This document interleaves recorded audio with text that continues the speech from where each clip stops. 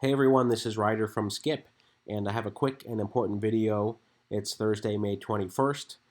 This video is about the PPP loan forgiveness, since millions of businesses want to understand the forgiveness, what's happening there, how to get this money forgiven, and I'm going to talk about EIDL progress and both on the advances and the loans. Okay, so I'm going to talk about both those things.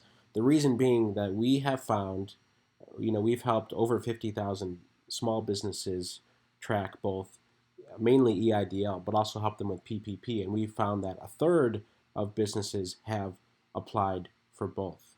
Uh, so there's a lot of overlap here. So that's why I'm combining both of these together. So first of all, the good news: the PPP loan forgiveness period may be extended. This is what talked about last week. The president supported this, and there's finally a bill. Okay, so I'm going to show you here that it's the Paycheck Protection Flexibility Act, and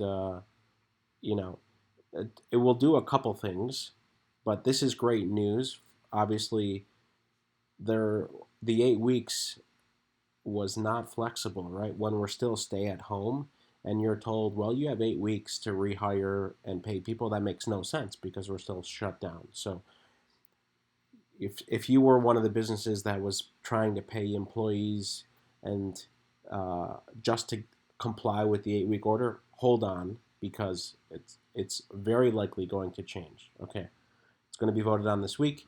There's a couple main changes. So first of all, the 8 week will be changed to 24 weeks. It would also ensure businesses that get the money under the program can defer payroll taxes under the Massive March Rescue Package, eliminating a restriction on double dipping imposed by that law. Okay, and it will probably change, and Pelosi supports this too, the 75-25 requirement, 75% towards payroll, 25 towards the mortgage or those types of costs, because that is very restrictive. What it says here is like changes here would benefit businesses with high capital costs relative to labor expenses, right? Like the bars and shops that pay more in rent than wages, right? So that's why a change here in the Paycheck Protection Flexibility Act would be super important for businesses, and obviously the vast majority want to have loan forgiveness. Okay, I'm going to show you here what the loan forgiveness application looks like. I'll also link to this as well.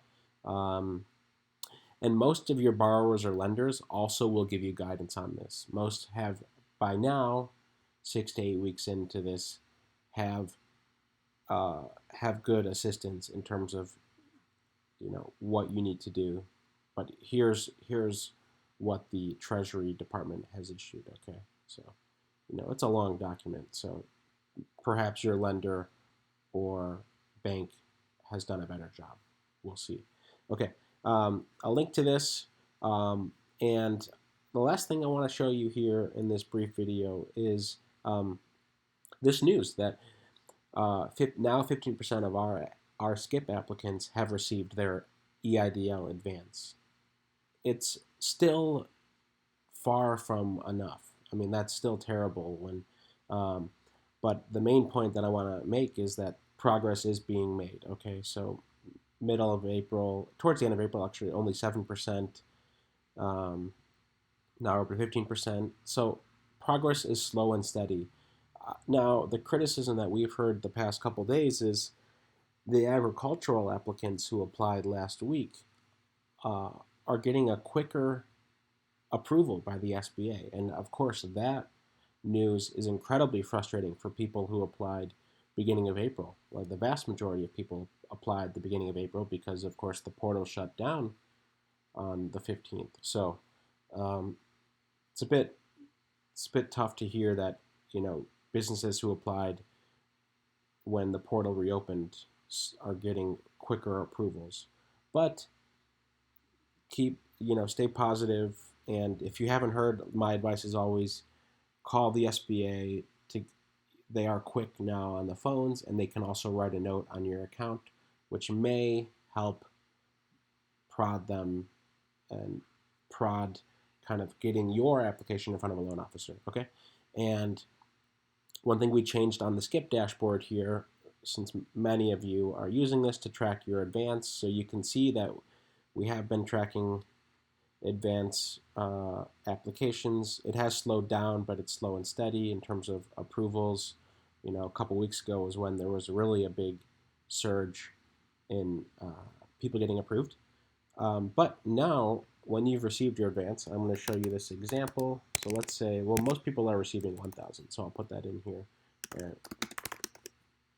When you've received your advance, because a lot of you now, the 15% of you that have received it, you will now get to see a loan status tracker too, since most of you are now waiting for, okay, I got 1,000, 2,000, 10,000. Now I want to know about the 150,000 and what to expect. And you know, we did another video on kind of what to expect in terms of the emails from the SBA, the loan officer. So I'm not going to get into that now, but there's a link to it on our YouTube, and we link to it here too. But basically, you can start to track the larger loan amount on your skip dashboard, and that's at helloskip.com/loan tracking, or you can just go to helloskip.com. All right, so that's the good news. Again, EIDL still closed for new applicants, but they're still processing. But if you did take PPP, or if you're still considering taking the PPP, because there still is money left in the pot, just know that that forgiveness time period will more than likely change. Okay, I mean, it's everyone we've seen across the aisle, Democrats, Republicans, support changing it. Okay, thanks so much for watching. Thanks for subscribing, and it means so much. Hope you're staying well and healthy, and if you can, try to stay home. Thanks.